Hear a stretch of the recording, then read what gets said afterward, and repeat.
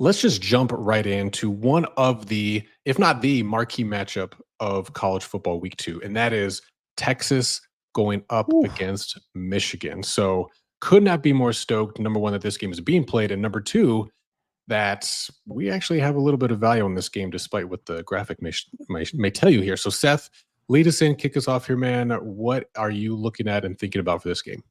Yeah. So first and foremost, the pass game. Texas is coming in after week 1 with the 18th most or highest pass efficiency, and we're looking at Michigan at the 81st pass defense. This is a huge mismatch for Texas versus Michigan. They're pretty equal on the run game, but the one thing I want to point out to you is that negative 25.7. This is how efficient Texas's defense was.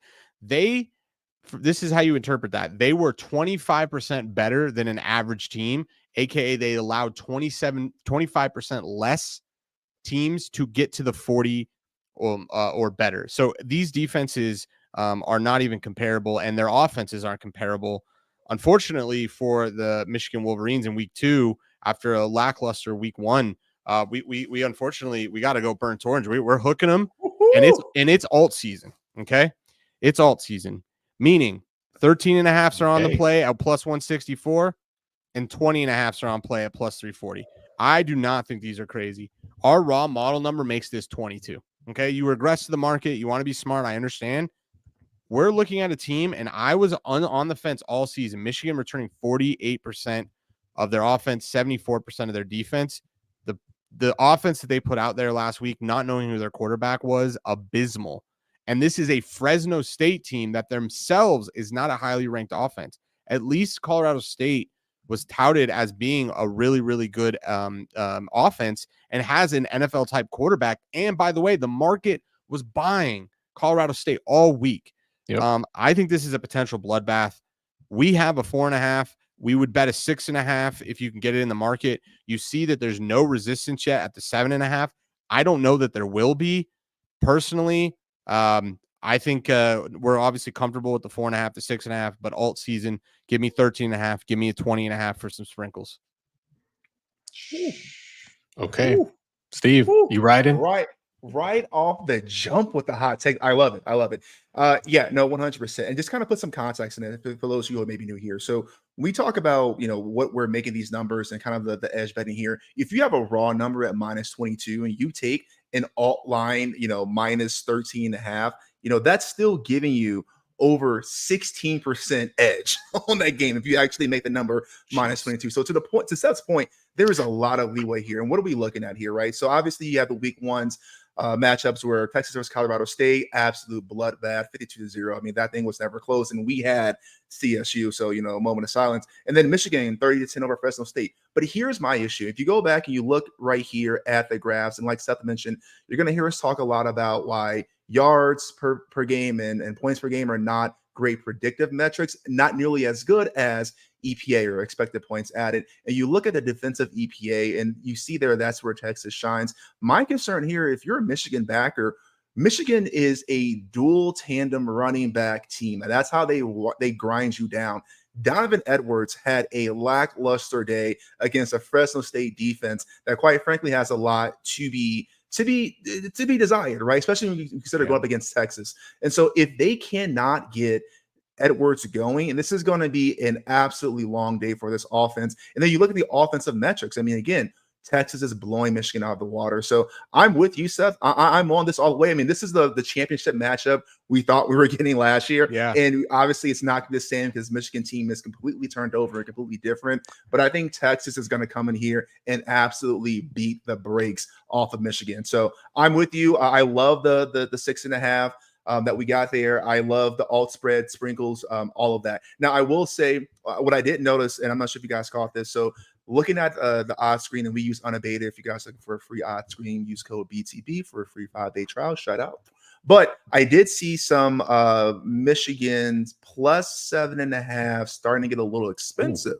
Ooh. Yeah. So not quite movement there, not quite there. But, if you're going to be a Texas backer, go ahead and back him, I guess is what we're saying. But if you want to come back into being responsible, right? Look at the actual weighted numbers and what we're looking at. You can see on the negative on the chart we have up there with the EVs. If you look at the weighted number at -7.5, if you can have a little bit of patience and get a -7, that may actually help you out. Now, it's not going to change your win rate. You're not going to win anymore, but it does give you the push probability. Yeah. Your cover percentage doesn't actually change. It's a little counterintuitive because you're not winning more. But if you're going to back Texas anyway, you're not trying to get as dangerous as we are. I would have a little bit of patience, keep a sharp eye on those lines, and see if you can get any sort of buyback. But again, the risk you take is this thing go from 7.5 to 8 to 8.5 to who knows how much.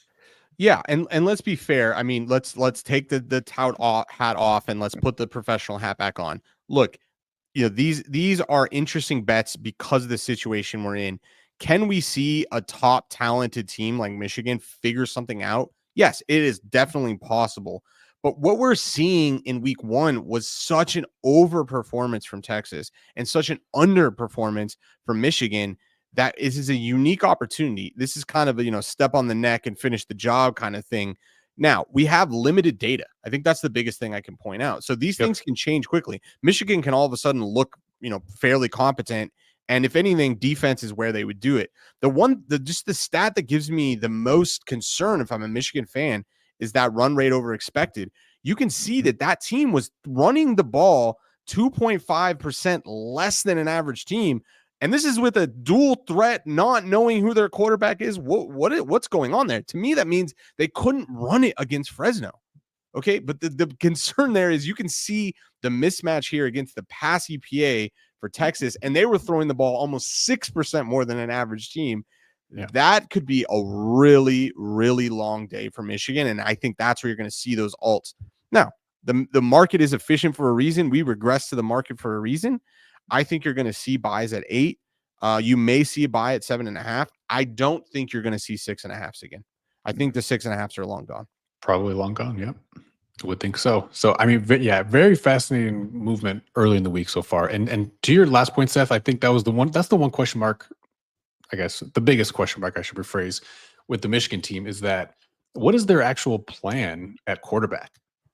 Because they use both of those guys, and it just didn't feel like there was a real sense of either urgency or strategy surrounding it. I'm not sure they know, quite frankly, which is a scary thought, scary proposition. So it's really hard for me to find a reason to want to back Michigan, despite everything we just said. So as great as I feel about it, and for what we make the number and what our model says, I'm not, let's not go full tilt here, but, if you want to sprinkle, scale down a little bit on some alts, do whatever you want to do. Great. Fine. We think it's not a bad bet in terms of value. Just be careful.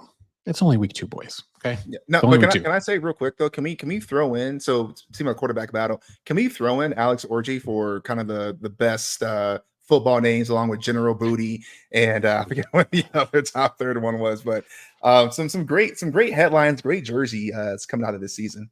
Yeah, no, those are top tier names for sure. Yes, they are. Give a damn about a hater when I feel like it. Not today, not today, not today, not tomorrow. Get out my way, please. I'm trying to get paid.